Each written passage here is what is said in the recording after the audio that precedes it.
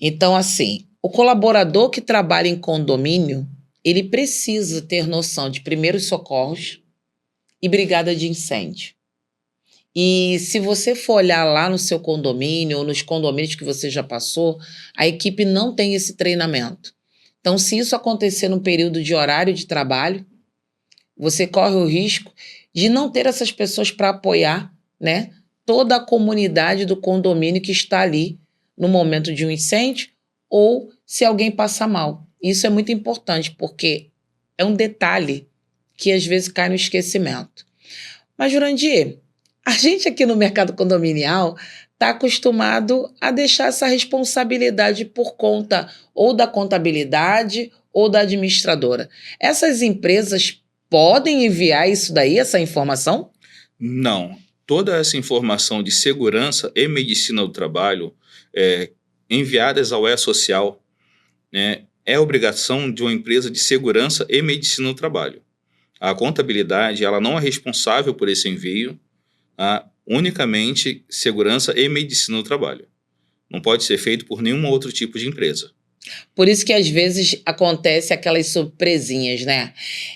O que acontece? O funcionário às vezes está para se aposentar e aí ele busca algumas informações lá no INSS e ele descobre que nunca fizeram o PGR dele, nunca enviaram para o E-Social e dá uma confusão.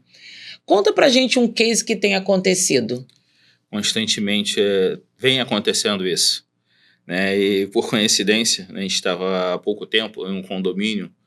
Né, não precisa falar o nome do condomínio. De forma nenhuma, a gente nem pode.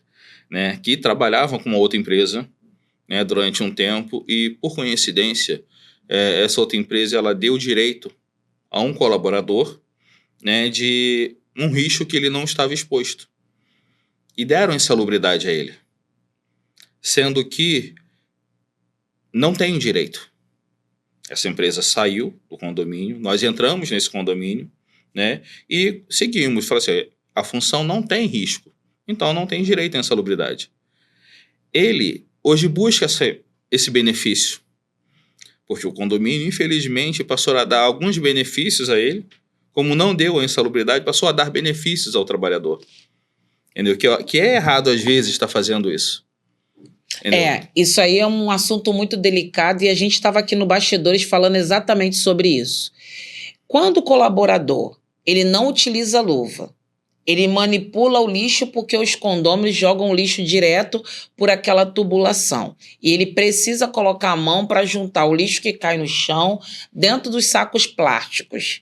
O que é que dá direito à insalubridade? O que a gente vê, né? Primeiramente, ele tem que estar usando o EPI. Não tem jeito. Só que tem um detalhe do EPI. O EPI, ele pode ser dado pela empresa, mas a empresa também, ou o condomínio, tem que fiscalizar se ele está utilizando. E se ele não utilizar, você tem que dar advertência para que depois você não responda. Sim, isso mesmo. E o funcionário tem que ser treinado também para o uso do EPI. E esse detalhe muito importante. Também. Não é só dar o EPI. Né? Tem que ter uma ficha de EPI também, que ele está recebendo aquele EPI naquele dia, tudo certinho. Né? E na hora do manuseio, ele fala, nessa questão, como ele tem que pôr a mão no lixo, infelizmente ele passa a ter um direito. O certo seria tentar mudar, né, o meio para que ele não tivesse o contato com o lixo. Nos condomínios é muito difícil porque, por exemplo, nós ainda temos alguns condomínios que ainda tem aquela tubulação que o lixo desce, né? Principalmente Sim. As construções de 1950, 1960, 1970. Tem muitos condomínios assim aqui ainda no centro do Rio de Janeiro e talvez aí no seu estado também. E a gente também tem aquele outro problema. O lixo cai todo num ambiente só e depois você quer fazer a separação para poder separar o reciclado do não reciclado. Tem muitos condomínios que fazem a venda ou Sim. fazem a doação desse lixo, e aí o que acontece? Tem que ter um colaborador só para fazer essa separação. Mas a gente também não pode esquecer de uma coisa. Mesmo dando insalubridade ou periculosidade que algumas empresas passam a dar, muitas das vezes esse colaborador Na hora da aposentadoria, ele é barrado. Tá? Por conta do tempo de exposição e muitos outros fatores. E ele não vai ter direito à aposentadoria especial.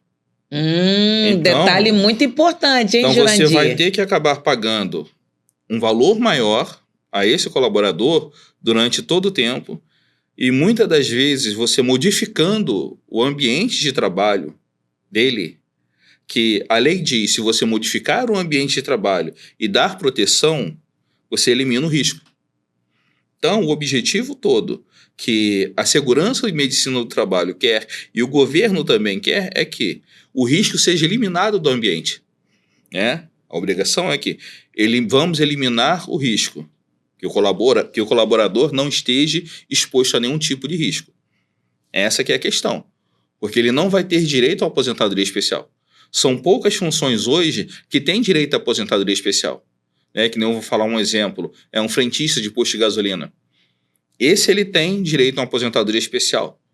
É claro isso, porque ele está exposto ali ao benzeno. Agora você vai falar assim, um faxineiro, um auxiliar de serviços gerais, ele está exposto ao quê? Por mais que ele fique manipulando o lixo, qual provas que tem em cima disso? Isso é que se torna difícil. Só a medicina ocupacional, a empresa que realmente acompanha até o ambiente, e que vai pontuar isso daí. Me fala um pouco de como que é, porque assim, nós sabemos, que existem boas empresas e mais empresas dentro do mercado condominial, dentro do mercado empresarial.